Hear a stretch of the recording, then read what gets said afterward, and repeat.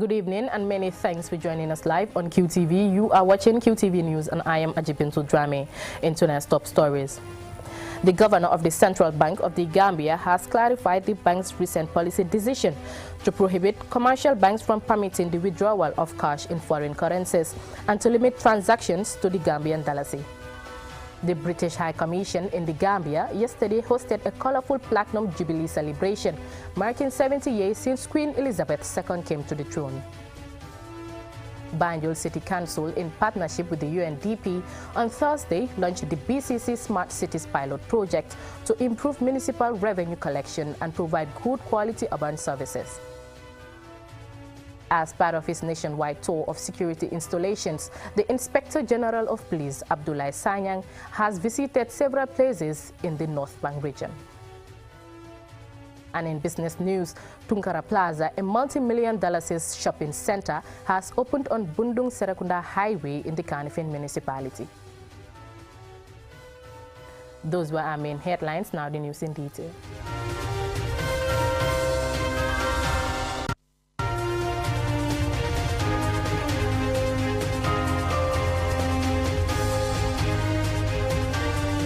We start with football.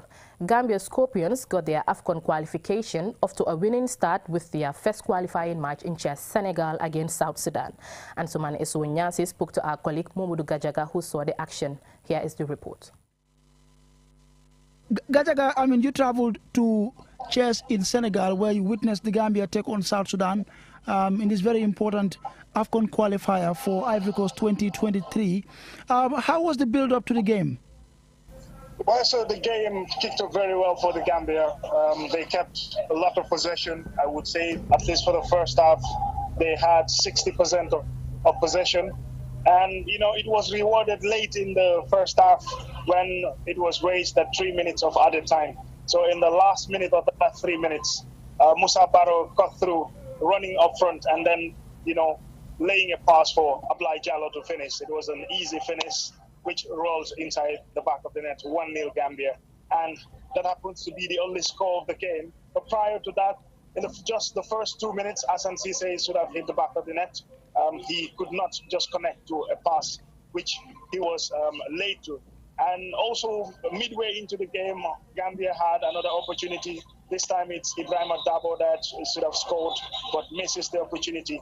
So, at least in the first half, they had 3 clear-cut chances, which they should have scored.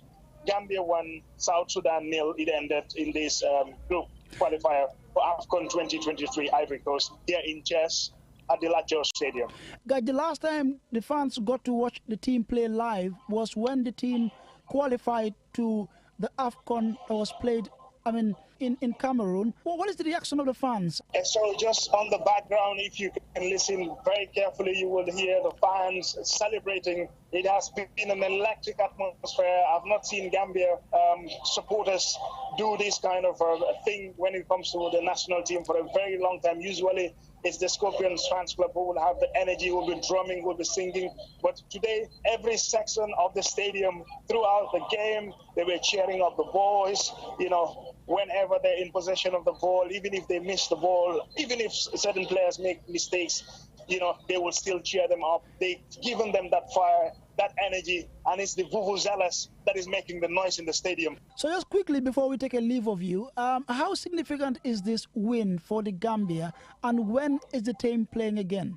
Well, fantastic victory for the Gambia as they open their account in the qualifiers for the Ivory Coast Tournament 2023.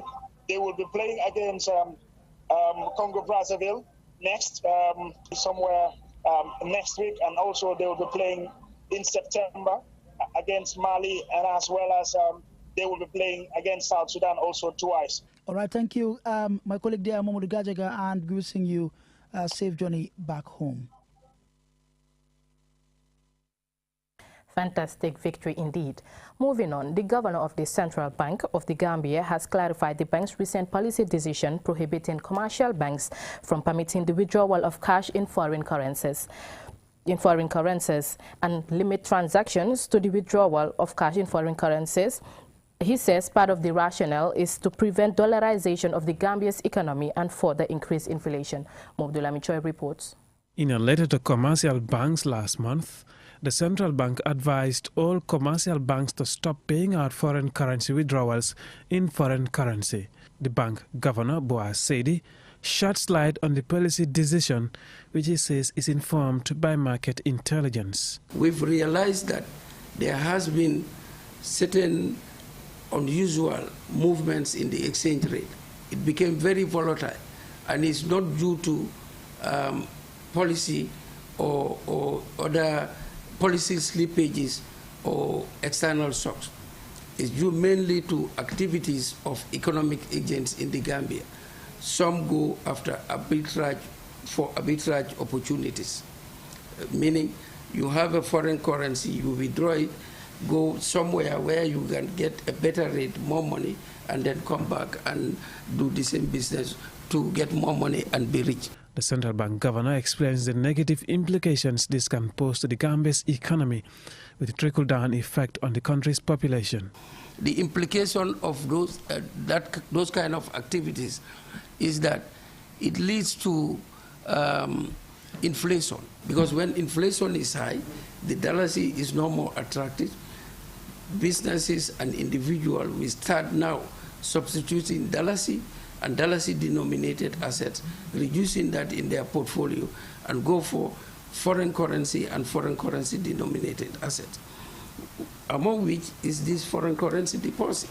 As the institution mandated to regulate the financial sector to ensure price and exchange rate stability, the central bank deemed it right to intervene by taking policy measures to address the problems in the foreign exchange market. What we are telling banks in that letter is that those who have foreign currency deposit, for whatever reason they have it there, if they want to finance transactions abroad or travel abroad, whatever they need to do outside the borders of the Gambia, the banks can send those monies there. And when they get there, they will get their money. But if you want to do transaction in this country, you cannot withdraw dollar and spend dollar here. If you give dinar shopman dollars, he'll tell you this is no money here. So because the transaction currency is dalasi, is the legal tender. So whether it's an individual, a business, an international organization, or a diplomatic mission, if we are to do business in the Gambia, the money you are withdrawing is to finance transactions here. The transaction currency is the dalasi. We are telling banks, pay them in dalasi. It's fair enough. Because even if you withdraw the dollar, the pound sterling, or the euro from your foreign currency account, you are going to spend it here. You are not going to use the dalasi to buy a tin of milk. The main point of the governor's clarification, which should be a takeaway for all, is that using foreign currency in local financial transaction is harmful to the Gambia's economy, and that the dalasi is the only currency legally recognized for any financial transaction by anyone or any company in the Gambia. Mahmoud Lamin Choi, QTV News. The British High Commission in the Gambia yesterday hosted a colorful Platinum Jubilee celebration, marking 70 years since Queen Elizabeth II came to the throne. Jennifer Sonko attended the event, and she now reports. Her Majesty Queen Elizabeth II became the first British monarch to celebrate a Platinum Jubilee, marking 70 years of service to the people of the United Kingdom at 96 years of age. The previous record was held by her great-grandmother Queen Victoria, who reigned for 63 years, 7 months and 2 days until 1901. The celebrations in the UK started on Thursday, which included the traditional trooping of the colour birthday parade for the Queen to a star-studded concert by Diana Ross through thousands of street parties across the country. According to an online channel, Britannica, Queen Elizabeth II is known to favour simplicity in court life and is also known to take a serious and informed interest in government business, aside from her traditional and ceremonial duties. Privately, she is a keen horsewoman, keeps race horses frequently, attends races, and periodically visits the Kentucky farms in the United States. Queen Elizabeth II visited the Gambia in 1961 and on the same journey visited two non-Commonwealth countries, Senegal and Liberia. She further invited the two heads of states to Britain after her return. She is estimated to have travelled to the equivalent of 40 times around the world on her various overseas trips. Queen Elizabeth II's financial and property holdings make her one of the world's richest women. Her husband, Prince Philip, the Duke of Edinburgh, died last year, aged 99. The British High Commission in the Gambia is among many celebrating the Queen's Platinum Jubilee. The celebration was attended by cabinet ministers, officials from the security sector, and civil society, amongst others. Here is the British High Commissioner to the Gambia, David Belgrove. It is particularly important to note that organisations such as the Commonwealth demonstrate cooperation of like-minded, free and independent sovereignties, succeeding together in an increasingly challenging world.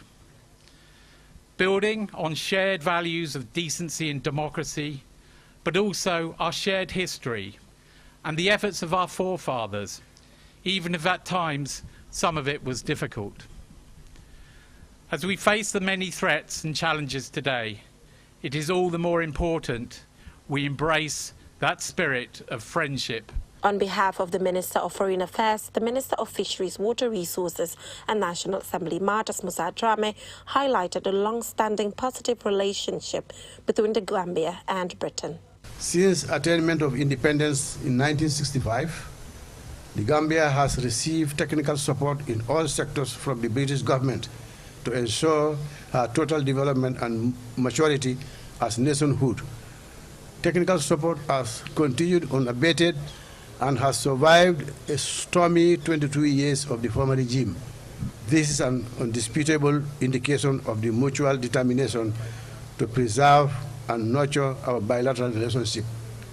The celebration showcased a variety of traditional dishes from various African Commonwealth member states. Reporting for QTV News, I am Jada Basonko.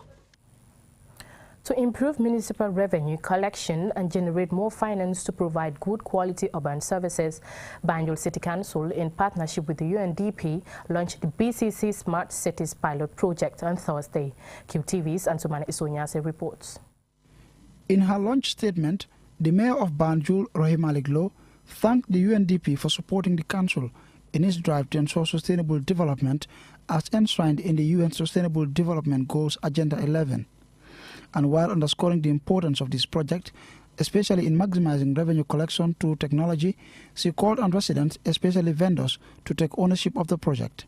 As the capital city, we are more than committed to the transformation of lives and livelihoods of Banjulian and by extension, the people of the Gambia. Today, I am proudly saying that my team and I have brought the dream to collect council taxes and levies digitally, and this is no small feast, but a huge one. We can only get better from here. The UNDP country representative, Aisha Dade, said her organization is pleased to partner with BCC to implement a project she says will transform Banjul, adding that Banjul is one of 4 cities to benefit from such a project. We would like to tell all Banjulians and Gambians that this system is for you. All the systems that we are talking about are for the Gambians, and we look forward to scaling up this initiative to other municipalities around the country, and to also continue to promote the smart city approach for the Gambia. Speaking earlier, Omar Jan, team lead head of Accelerate Lab at the UNDP, says this project will help vendors access information easily, adding that collecting revenue digitally is a major shift and that Banjulians, especially vendors, will soon begin to realize the importance and benefits of such a major project. We had basically a handheld device that looks very much like a scanner, and that is kind of what you can now use, scan the QR code, and all the details will come up about when you last paid, whether you are current or whether you are behind, but also the council, so the mayor and her team can just go into a dashboard and see everything that is happening in real time. So that's another dynamic about cities. They have to be able to communicate in real time. At the end of the ceremony, the UNDP country representative led the mayor and her team to Makati Square, where one of the kiosks for the project is installed, and they were taken through a demonstration of how the system works. Thursday's event was attended by senior management of council, UNDP officials and residents of the city. Ansmane Sonyasi for KTV News. From that story, we will go for a commercial break. Still to come, we have more stories, to stay tuned.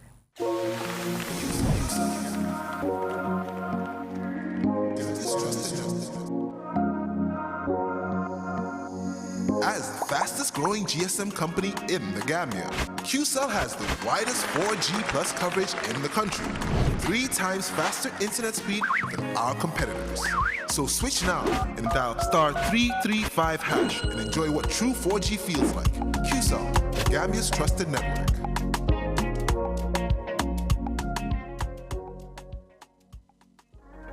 The Gambia's Goods Market is back again for 2022 season of Reju remarkable variety of locally sourced products by young, innovative Gambian entrepreneurs in fashion, accessories, handicraft, health and beauty, and agro-processed and local foods.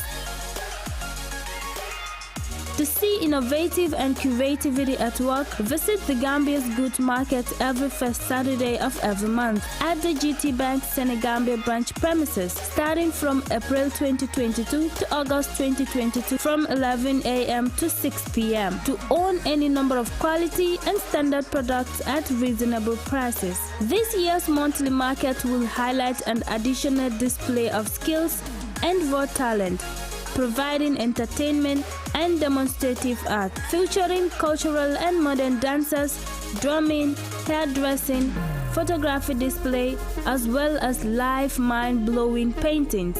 We are proud of this entrepreneurship revolution in the Gambia. This is powered by the Gambia Youth Chamber of Commerce and the Youth Empowerment Project. Yep.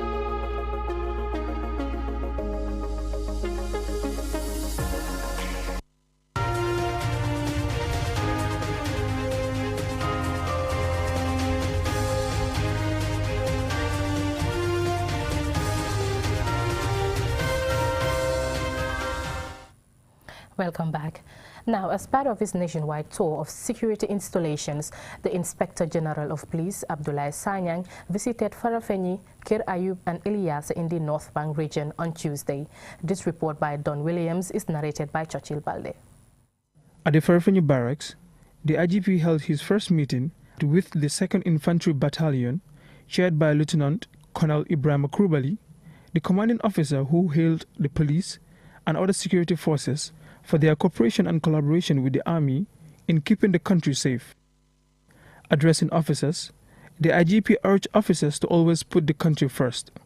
That should be your personal promise, that the peace and tranquility of this country will and will ever be safeguarded.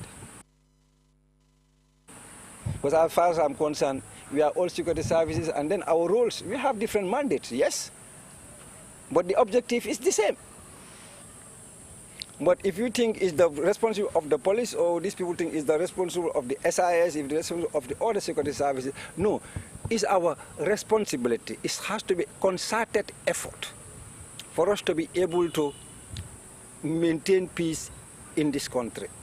From the Farafenni barracks, the IGP visited Kir Ayub, which is at the Farafenni-Senegal border, and held discussion with security chiefs of both countries and Ilyasa, where he was welcomed by the chief and villagers.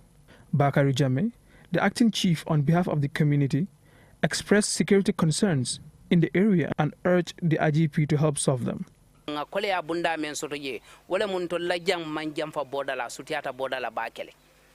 challenge concerning security is that we are close to the border.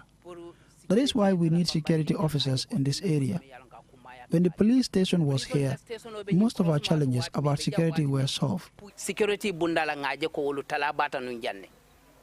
In his reply, IGP Sanyang promised to open a new police post at Ilyasa, adding that the governor, the chief and the alcalde should collaborate with the police to mobilize the community for the security of the area. So the governor, the regional committee policing lead, the district chief, where district lead, and the governor should lead the regional community policing.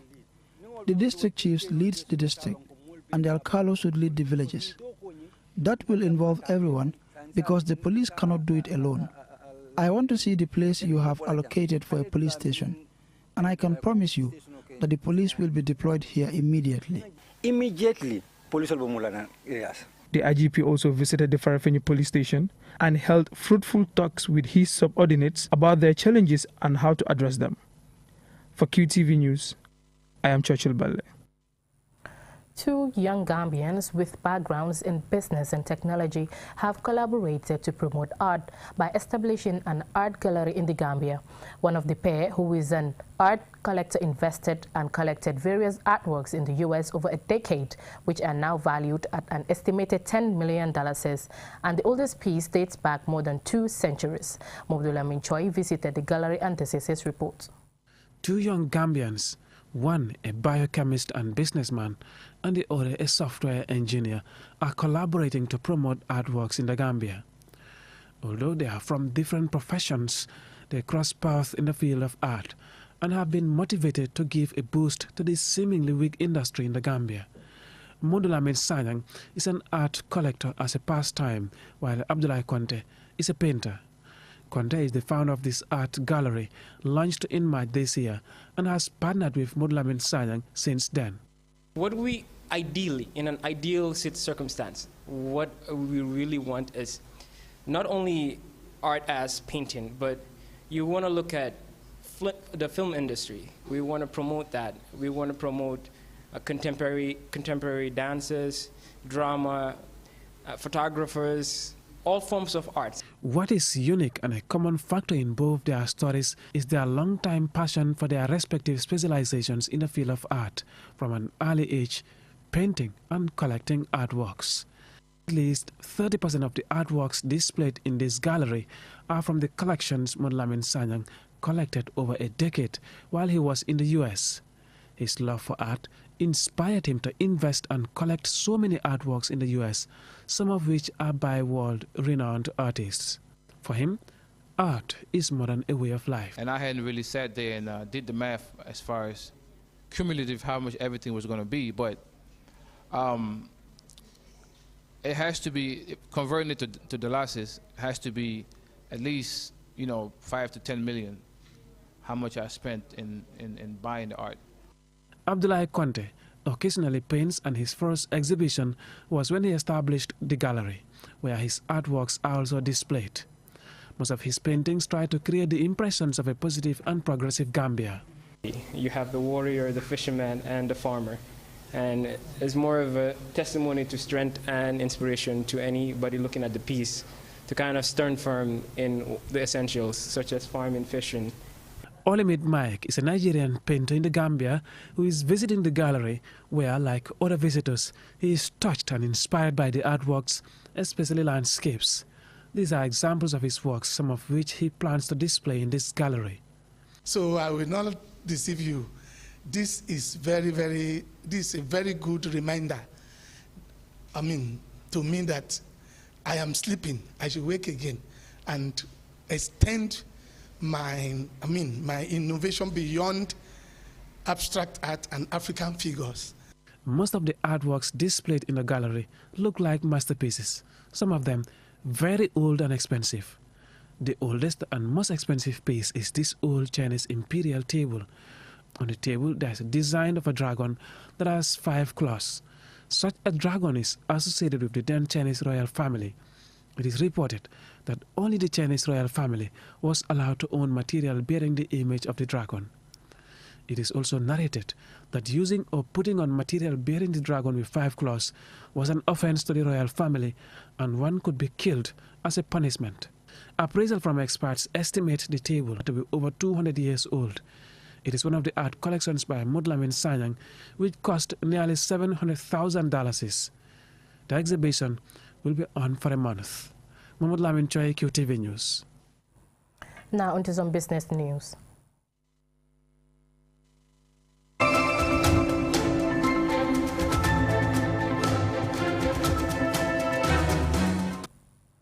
Tunkara Plaza, a multi-million-dollar shopping center, has opened on Bundung Serakunda Highway in the Kanifing municipality. The Minister of Fisheries, Musa Drame, presided over the inauguration on Saturday. Omar P. Jallo attended and files in this report.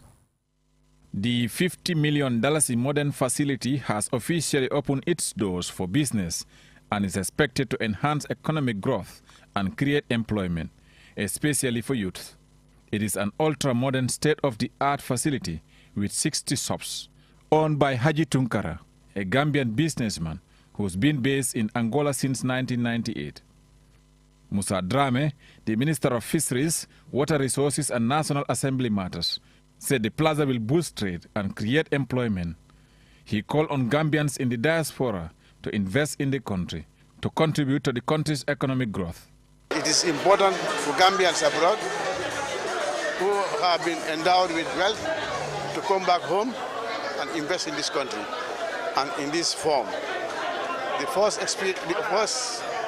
impression I had when I approached the building was that of the Basse Central Market, which was constructed by the central government of the Gambia. It is almost the same structure, although the space is different, but the structures are almost the same. And I encourage my fellow shareholders who are abroad to emulate what Tunkara has done in Serakunda. And in addition to that, I also pleaded with him, particularly those who manage the facility in his absence, to go by the law and go straight to the rent tribunal in the KMC and register the facility for tenants to comply with what has been the arrangements at the time of entry into the facility.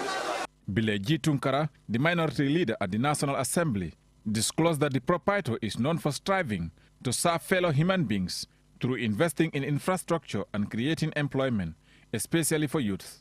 He thanked the government for giving opportunity for people to invest in the country. Everybody will wish to be part and parcel of this building, to have a shop here. But you found the shop very neat, well-structured and well-constructed. Please take a proper care of it if you are opportune to be here, to be part of the tenants. So we are urging the council to give them the maximum support and cooperation for him not to regret of investing in his country. Directly or indirectly, this edifice will serve as a revenue booster or revenue generation to councils, because any shop you might have or you might even rent here, you are obliged by the council's act to make sure that you pay what you call trade license. A trade license attracts $5,000 monthly. So Haji Tunkara has contributed directly or indirectly in terms of revenue generation for councils and government at large. Bamodi Tunkara, the proprietor's father, expressed delight for the successful completion of the project, adding that the ultimate purpose of our lives as individuals is to be of service to our fellow human beings. Reporting for QTV News, I am Omar P. Jallo. Well, that's it from me in tonight's edition. Thank you for watching.